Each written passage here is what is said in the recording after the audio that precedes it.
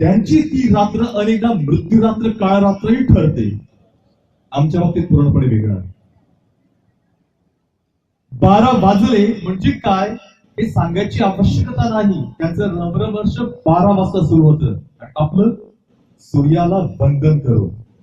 त्या युवकामध्ये आणि या युवकामध्ये काय भेद आहे, काय बदल आहे, काय वेगळेपण आहे हे मी या शेरात सांगू इच्छितो.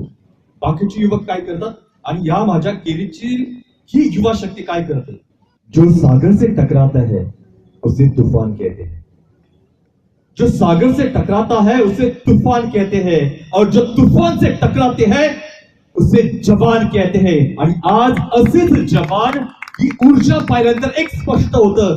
ह्या जगामध्ये काळाच्या ओघामध्ये प्रवाहित होणारे असंख्य तरुण, व्यसनाधीन होणारे, अनेक पद्धतीच्या चुकीच्या मार्गाचा अवलंबन करणारे अनेक युवक आपल्याला सापडतील. पण माझ्या या गोव्याच्या भूमीमध्ये आणि केरीमध्ये या प्रवाहाच्या विरुद्ध जाऊन वादळाला सुद्धा सामोरे जाण्याची क्षमता या युवकामध्ये आहे. म्हणून सर्वप्रथम या सगळ्या युवा शक्तीचं अभिनंदन मी या ठिकाणी करतो. तुमच्यामुळेच हा कार्यक्रम इथं होतोय.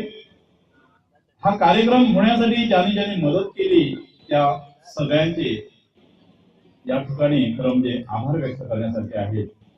प्रास्ताविकामध्ये मी एवढंच सांगू इच्छितो, आजची जी गुढी यंदा आम्ही या कार्यक्रमाने केली त्याच्याही पेक्षा चांगला कार्यक्रम या ठिकाणी आम्ही करूया. आपलं सहकार्य सगळ्यांचं या ठिकाणी लाभणार आहे. या सहकार्यासाठी तुमची सगळ्यांची आम्हाला अपेक्षा आहे.